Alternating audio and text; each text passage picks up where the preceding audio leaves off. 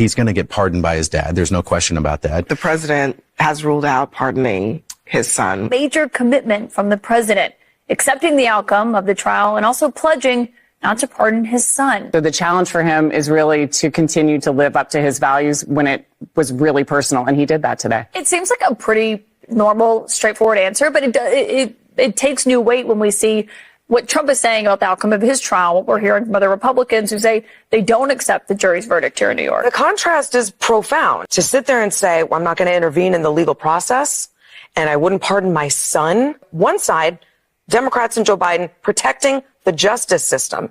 And on the other, Republicans and Trump protecting Trump. Our current president of the United States has so much respect for the law that he has said he would not pardon his son.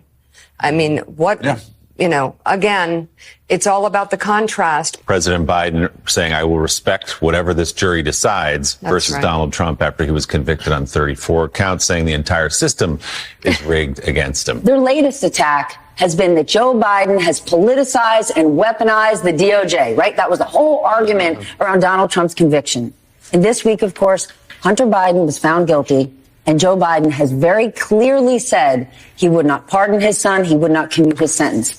How stark is this difference? I mean, how can Republicans keep making this argument now that Joe Biden has really put it out there? Where's Hunter? And he stood there in a courtroom, flanked by his family, and he's accepted his sentence. He is not pardoning his son, which he could do. These are federal charges. Right. He is not doing that. He is not doing it because he is living what it means to have a rule of law in this country. Yeah. And if you want to know if he believes it, you could actually see what is happening with his own son. The president, Anderson, has been really clear that he is going to accept the outcome of the trial no matter what happens. So Joe Biden's gotten asked about, talking about law and order. He's gotten asked if he would pardon his son. He has said no. On the other side, you've got Donald Trump, who has said that he will pardon the January 6th insurrectionists. Yeah. They're not even his sons. They're just sons of bitches. Washington said, I am not running again, because he understood the self-restraint was absolutely essential to this country, so you don't have a king. He did not pardon his son. He did not order the Department of Justice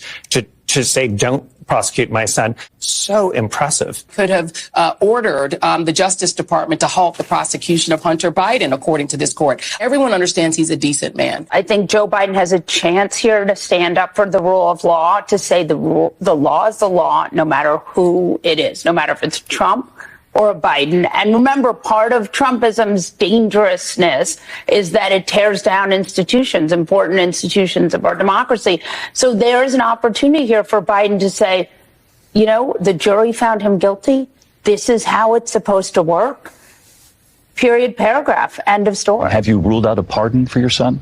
Yes. As I said last week, I will accept the outcome of this case and will continue to respect the judicial process as Hunter considers an appeal. The president said he won't touch it. He said he's not going to pardon his son. And it seems that Merrick Garland let it go through. How can the Justice Department be weaponized against Trump when all of that is happening? The Democrats stand for the rule of law. Remember, law and order. And we've been saying that Trump's not above the law. Hunter Biden's not above the law. No one is above the law.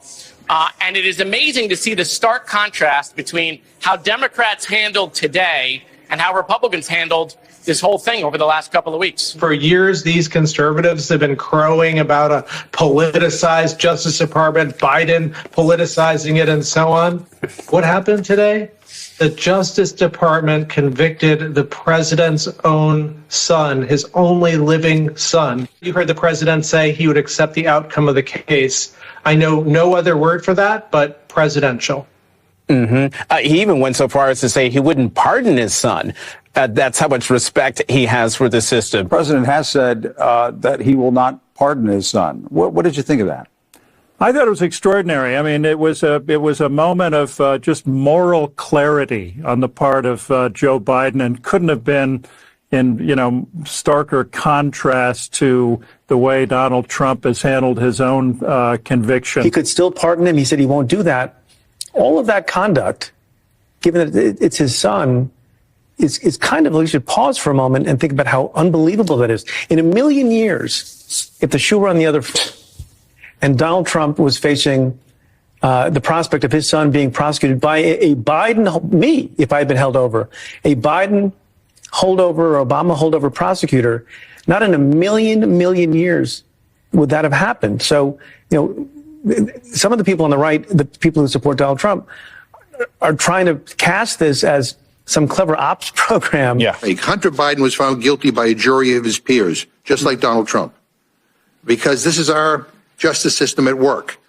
The divide here is stunning, and it's a great reminder that one political party remains committed to the rule of law and the other doesn't. Joe Biden has already proven he's willing to stand up for the rule of law in a way that we could all never imagine Donald Trump to do. Pretty emphatic over the last few days that he does not plan to pardon or commute his son. What that really is him saying is, I don't plan to use the powers of the office, the powers of the presidency, to provide private relief for my family. In a sense, he's staking out a pretty bright line between being, as he says, a president and a dad. And that's not just an emotional expression. He's in effect saying, I don't think that I don't have a right, even if it's legal, and God knows it must be tempting, to use this power in a way that is not available to so many other Americans facing similar kinds of struggles. There's a kind of old school sort of flinty core to his conception of how you are to be in the system, how you are to be as a person, a moral person, and ultimately how to contend with questions of power. One of the things that anybody who spends time around Joe Biden comes to know is that he's had this long-running focus on how much he is bothered by abuses of power. Will accept the verdict no matter what it is, and that he has ruled out pardoning his own son. Contrast that from what we hear from Donald Trump. And again, we have to underline, in no uncertain terms, President Biden saying, I will accept the outcome. I will accept what the jury decides here. That's the way our legal system works. And no, I will not pardon my own son if he is convicted. And the contrast is so clear in terms of decency and principle and transactional guidance in terms of how you view the world. It is still a good day for the United States that this conviction is a prime example of the way our judicial system is supposed to work. Even President Biden saying in a statement that he would respect the outcome of this case. Those words so completely contrast with what his opponent, now a convicted felon himself, continues to say about the U.S. courts. The contrast to how Trump has behaved, how Trump has treated the rule of law. This was a good day for the system, good day for sort of America as an example of how the rule of law should work. President Biden told David Muir that he would absolutely accept the verdict, whatever it was, and that he would not pardon his son, regardless. And today he said the same thing in a statement. Meanwhile, Donald Trump comes out and calls the justice system completely unfair. What do you think of that contrast? There's the contrast of two different men. Here is Joe Biden, who has lost a son who served honorably in the armed forces, who now has basically said, I will sacrifice my surviving son's future. I will allow him to serve a prison term if that's what's determined. Because the presidential promise to put the law before a family. I said I abide by the jury decision. I will do that, and I will not pardon him. Letting the world know that he will not wipe away the decision of 12 of his son's peers. Was asked directly, and he has said he wouldn't pardon his son if he gets convicted. Let's wait and see what happens if he loses. Yeah, but he said it.